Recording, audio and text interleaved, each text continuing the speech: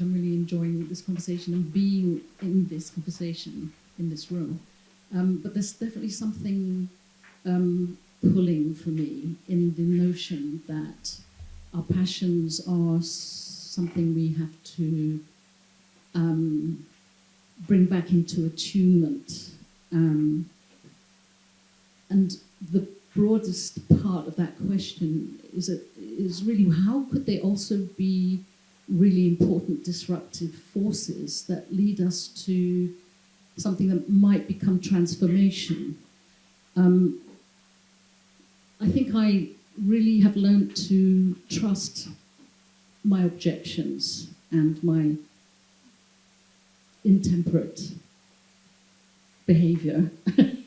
And I think that if you've been on the outside of, or felt on the outside of society at any point in your life, you will have experienced people saying to you, put away your pride, put away your this, put away your that. But it becomes the very most important thing to you for you to help find a new world, really, than the one that you're in right now. And so the question also is when we talk about the true, the eternal, and the real, isn't that the question we're all in?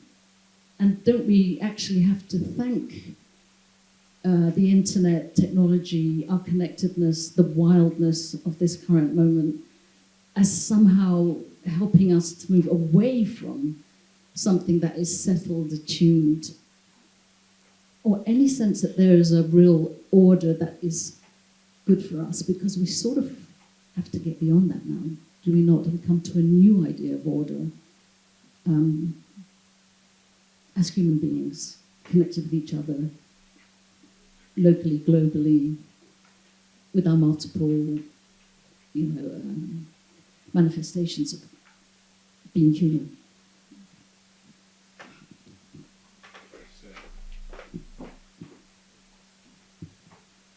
Yeah, I have to thank you for putting that so beautifully, because I wanted to say something of the same and was finding I couldn't quite find the words.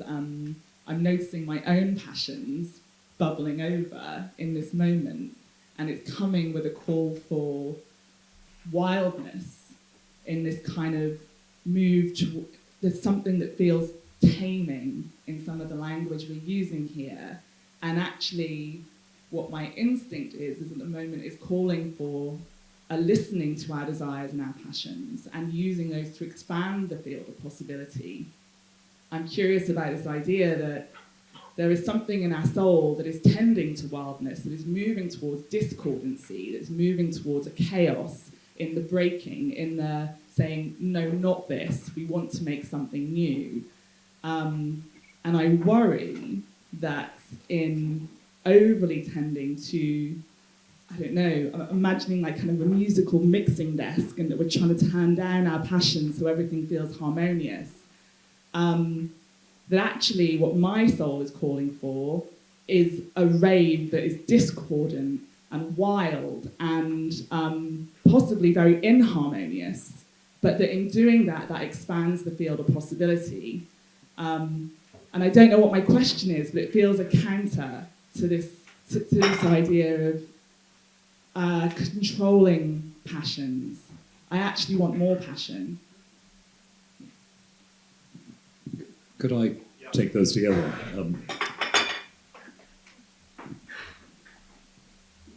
First response is, I think the difficulty is when people talk about order, especially when white males of a certain generation and profession talk about order, there is a perfectly proper suspicion that ought to arise.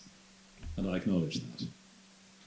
And the problem is, I think, for me, talking about this, getting beyond that, well, not beyond that suspicion, it has to be worked at, but trying to say it's not about an order that's imposed, because that takes us right back to the beginning, to the issue of toxic pride.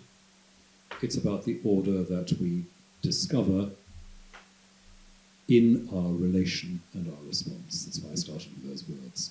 In and through our relation and response. Not imposed, but what is lived into. Because Wildness is one thing. Chaos is a slightly less easy word to cope with, because chaos costs the powerless just as much as order costs the powerless. You know, chaos, if I look at, I don't know, somewhere I know a little bit, Sudan, in South Sudan, I think chaos, and I don't think that's a good idea. That's not the wildness we're talking about here. The wildness I think we're talking about, well, don't let me put words in your mouth, but we might be talking about here, is that life-giving refusal to be stifled, to be silenced, to be made untruthful and unreal in various ways. And that is certainly, in the way we normally use the word in modern times, that's the positive side of passion, because pushing back against that is passionate, as we normally put it, rather than reasoned and orderly. Fine. I think the part of what the hinterland of the language in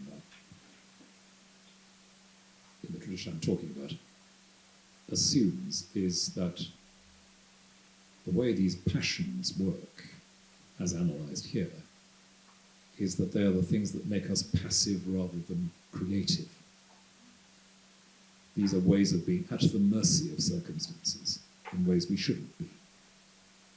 And that's the difficulty of using the same word passion for two rather different phenomena. So, well, I won't witter on, but that's where I begin to unpick that a little bit further, if that's any use as a response. I'm going to leap in, Rowan, if that's all right. If you about to add something else? Sorry.